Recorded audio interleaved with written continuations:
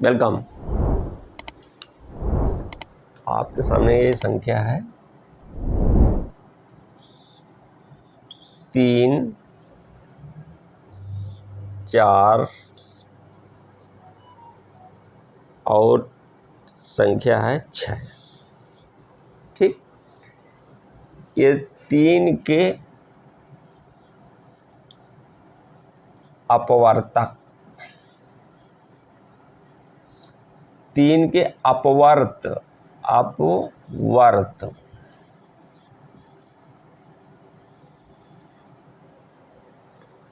और 4 के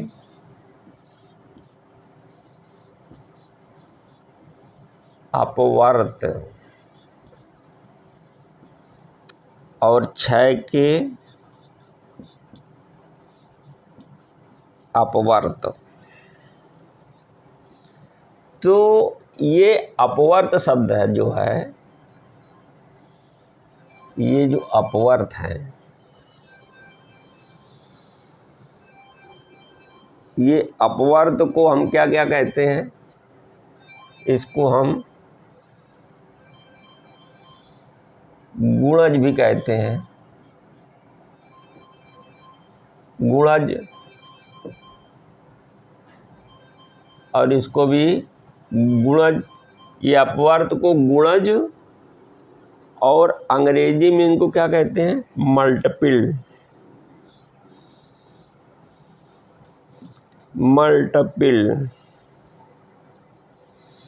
तो इसके 3 नाम हैं: गुणज, अपवर्त। अपवर्त और अपवर्तक में फर्क है। अपवर्तक होता है गुणनखंड, और अपवर्त क्या होता है? मल्टीपल। यानी कि किसी, ये जो हमारी संख्या दी है, इस संख्या में बारी बारी से 3, 4, 6 में बारी बारी से नेचुरल नंबर का मल्टीप्लिकेशन करते हैं, गुणा करते हैं, तो वो जो संख्याएं हमारी प्राप्त होती हैं वो संख्याएं हमारी अपवर्त या गुणज और या मल्टीपल। अपवर्त, गुणज, तीन नाम हैं इनके। एक ही है, इसको आप समझ लीजिए। जैसे है तुम्हारा ये गुणज है, अपवर्त है, और ये मल्टीपल, तीनों शब्द हैं, एक ही हैं। मतलब हिंदी में 2 हैं, गुणज, अपवर्त, अंग्रेजी में मल्टीपल, बात एक ही है। ठीक, तो उसमें करते क्या है कि बारी बारी से हम नेचुरल नंबर का गुणा करने के बाद जो संख्या हमें प्राप्त होती हैं, तो उन संख्याओं को हम अपवर्त कहते हैं। जैसे 3 के अपवर्त हैं 3, 6, 9, 12, या ऐसा कर दें, ये संख्याएं ऐसे कर देंगे, ऐसे लिख दें।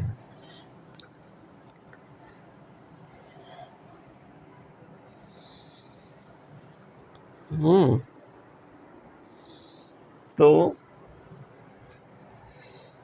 जैसे है ऐसे लिख दें,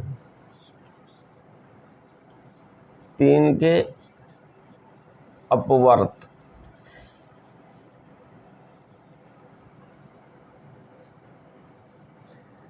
चार के अपवर्त और 6 के अपवर्त।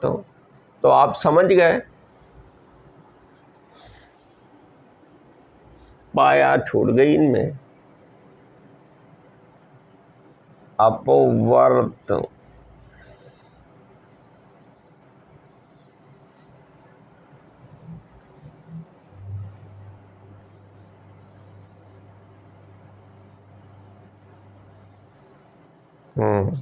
तो ये है अपवर्त, गुणज, अपवर्त, गुणज, और अंग्रेजी में इसको कहते हैं मल्टीपल।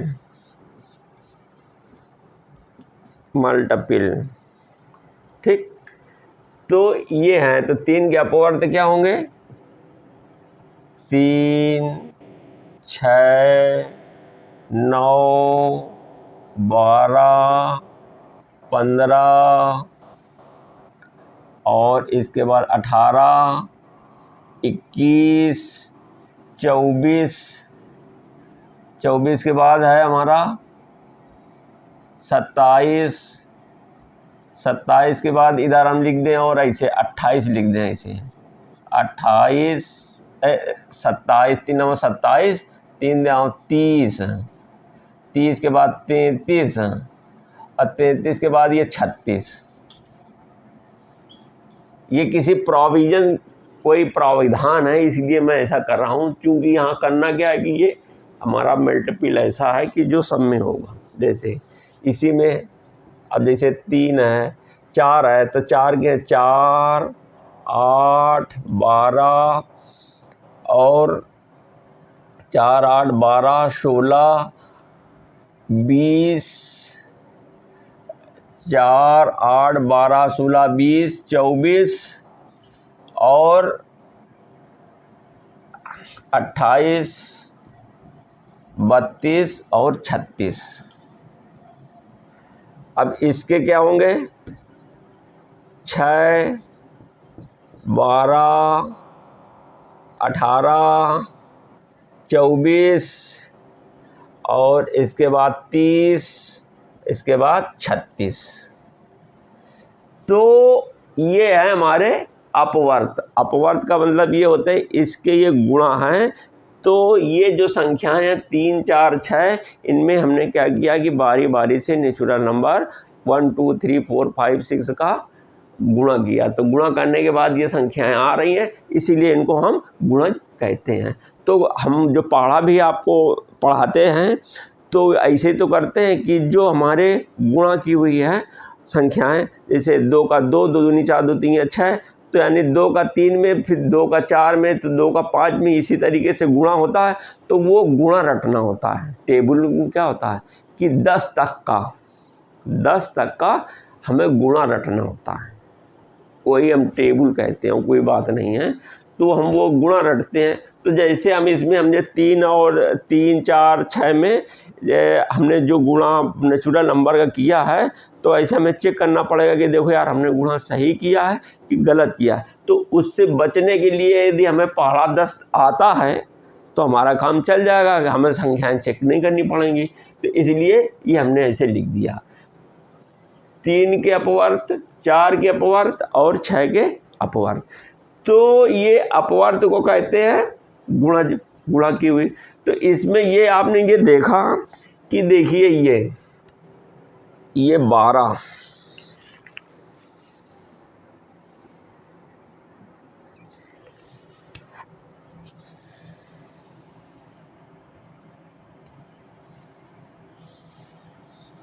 ये जो 12 है 12, ये और ये 24,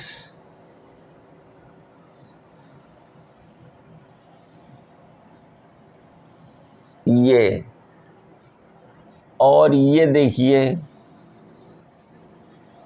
तो हम जब इनका ऑब्जर्वेशन करते हैं तो देखते हैं कि ये 3 के गुणा, 4 के गुणा, 6 के गुणा, इन सब में क्या है कि 12 तीनों इनके जो गुणा की हुई ये संख्याएं लिखी हुई हैं, तो इनमें एक 12 संख्या, 24 संख्या और 36 संख्या तीनों गुणजों में मौजूद है। 3 के गुणज में भी हमारी 12 आती है और 4 के भी गुणज में 12 आती है और 6 के गुणज में आती है, और 24 भी हमारी 3 के गुणज में, 4 के गुणज में, 6 के भी गुणज में, और 36 भी हमारे 3, 4, 6 तीनों के गुणज में आती है। यानी कि इनको बारी बारी से जब हम गुणा करते हैं, सीधे सीधे पहाड़ा पढ़िए, 3 का पहाड़ा पढ़िए, 4 का पहाड़ा पढ़िए, 6 का पहाड़ा पढ़िए। तो ये सारे पहाड़ा पढ़ने के बाद क्या होगा कि ये संख्याएं आपको रास्ते में मिल जाएंगी। ये ऐसी संख्याएं हैं कि जो कि हमारी तीनों में मौजूद है। तो जो तीनों में मौजूद हैं, तो इस प्रकार की संख्या को क्या कहते हैं? समापवर्त। समापवर्त,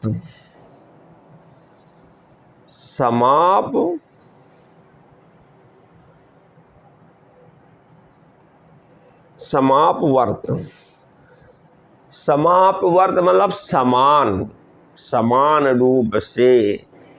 ये 12 जो है समान रूप से 12 एक ही चीज है, तो इसको हम ऐसे कर सकते हैं कि सम धन अपवर्त,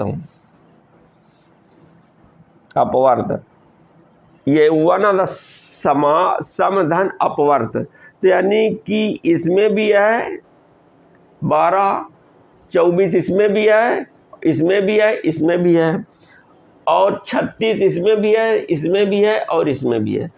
तो ये क्या कि समान रूप से बराबर ये संख्या ऐसी है जो हमारी इक्वल है और दोनों में, तो जो सम धन अपवर्त है, यानी कि सम माने बराबर है और सम का मतलब उभयनिष्ठ भी होता है। सम के दोनों अर्थ निकालते हैं, बराबर और उभयनिष्ठ, दोनों भाव इसके प्रकट होते हैं।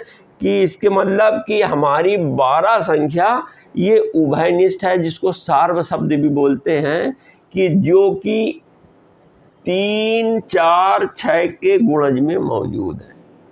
तो इस प्रकार को समापवर्त को एक शब्द और होता है कॉमन,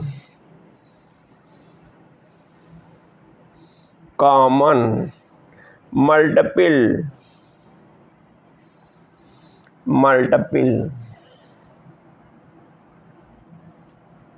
कॉमन मल्टीपल, इसको क्या कहते हैं? Common multiple. समापवर्त का जो संध विच्छेद किया जाए तो कॉमन मल्टीपल शब्द हमारा बनता है, यानी कि जो कॉमन हो, सब में मौजूद हो। तो यही जो समापवर्त शब्द है, तो इसका मतलब है कि जो हमारा सभी में मौजूद हो, बराबर बराबर सभी में मौजूद हो। और अपवर्त जो शब्द है ना, अपवर्त मतलब गुणा, तो गुणा में यानी कि जो हमारी दी हुई संख्याएं हैं उनके गुणा में हमारी ये संख्याएं 12, 24 और 36 ये समावर्त मौजूद हैं, ये समापवर्त मौजूद हैं, यानी कि ये हमारी कॉमन संख्याएं इन तीनों में मौजूद हैं, जो कि तीनों में है। तो इसी को हम कॉमन कहते हैं। और अब ये देखिए कि पहले क्या है कि स्टार्टिंग में ये संख्या है 12, फिर और आगे मल्टीपल करते जाते हैं तो फिर 24 मिलती है, फिर 36 मिलती है। तो ये जो हमारी संख्या है 12, ये सबसे छोटी संख्या है जो कि तीनों में मौजूद है, और 24 उससे बाद, फिर 36 उसके बाद। तो जो हमारी सबसे छोटी संख्या है, कौन सी? सबसे छोटी,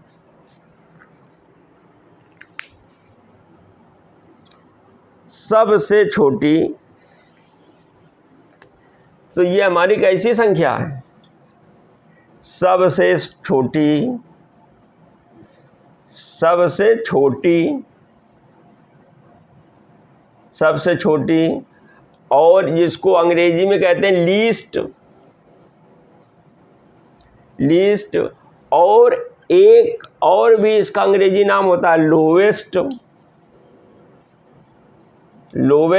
ये सबसे हमारी लोवेस्ट संख्या है ना भाई, आगे सबके गुणज लिखते चले जा रहे हैं, तो यही तो हमारी सबसे लोवेस्ट संख्या है, लीस्ट है, और सबसे छोटी। और यही दूसरा एक हिंदी शब्द है, सबसे छोटी का दूसरा हिंदी शब्द क्या होता है? लघुत्तम। क्या होता है? लघुत्तम।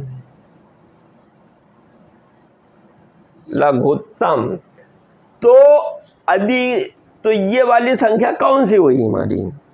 ये हमारी तीनों में मौजूद है, तो ये समापवर्त हो गया। और यही सबसे छोटी भी है, तो यही संख्या हमारी क्या गई?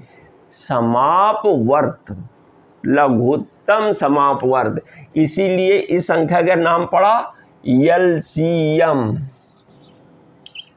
एलसीएम शॉर्ट में लिखे दे रहे हैं एलसीएम। और हिंदी में एक और शॉर्ट में होता है ला सा पा, ला सा पा, ला सा पा, ठीक। और लासापा और फुल फॉर्म इसका क्या है, यहाँ पे हम लिखे दे रहे हैं, पूरा फॉर्म ऐसे लिखे दे रहे हैं, ऐसे लीस्ट, लीस्ट। और दूसरा शब्द हम शब्द कर दें लोवेस्ट, लिख दे सकते हैं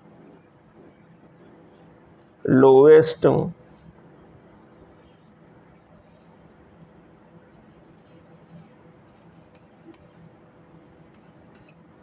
कॉमन,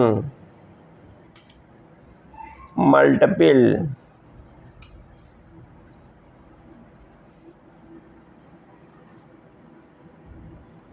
और शॉर्ट में इसको क्या लिखते हैं एलसीएम,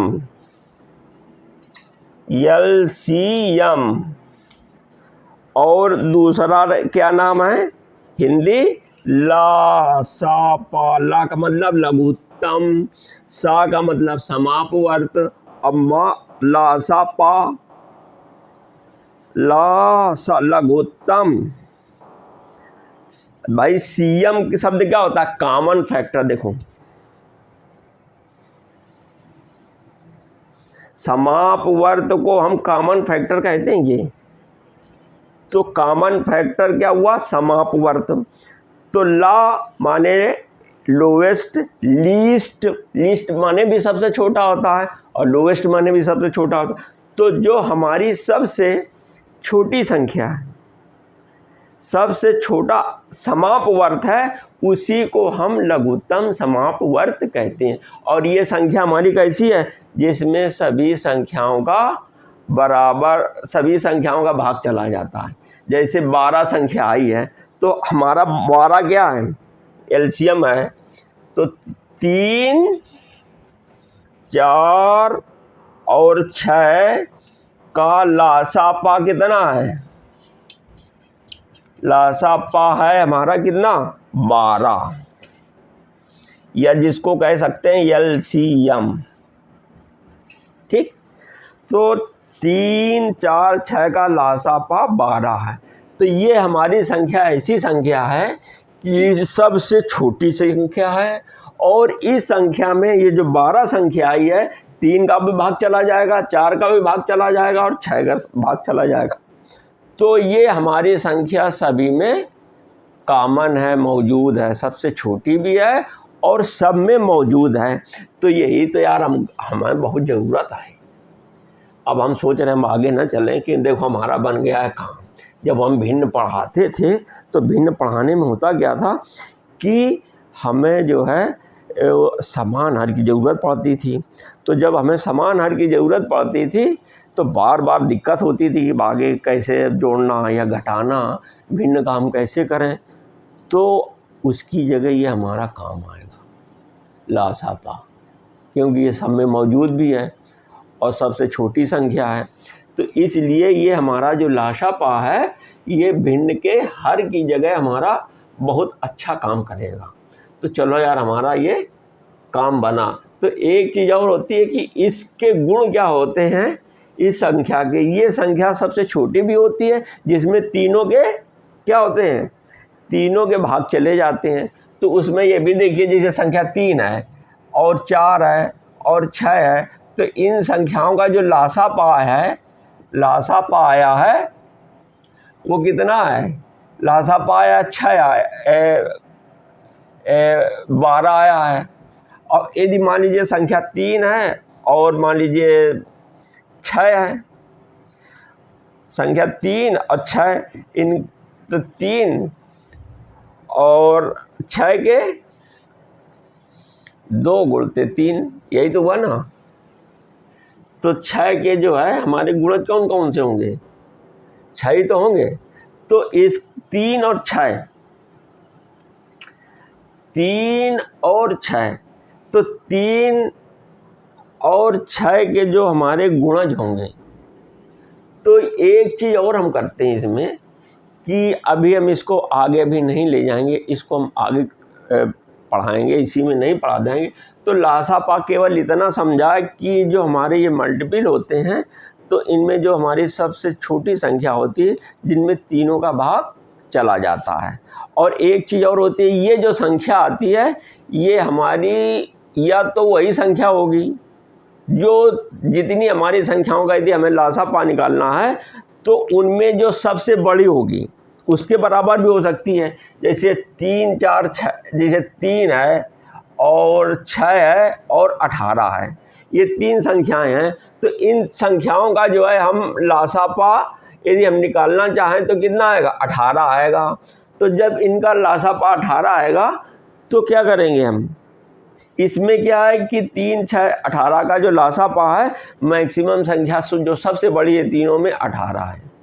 तो इसके मतलब जो हमारा लासापा आएगा वो हमारी इन तीनों संख्याओं से कम नहीं होगा, इन तीनों संख्याओं से ज़्यादा ही होगा, या जो हमारी जितनी संख्याएं दी हुई हैं जिनमें से हमें लासापा निकालना है उनमें जो सबसे मैक्सिमम होगी, बड़ी संख्या होगी, वही हमारी लासापा का काम करेगी। अभी जो हमने ये गुणा वाला चिन्ह बताया था ना, तो ये वाला प्रोसेस हम आगे करेंगे, क्योंकि एक साथ नहीं करना उचित नहीं है, केवल इतना ही मात्र समझो। तो उसको अगले टर्न में हम अभी और बताएंगे। ये चैप्टर बहुत बड़ा है तो काफ़ी चलेगा, तो इसलिए उसको अभी हमने छोड़ दिया है। तो बाय, जल्दी आएंगे।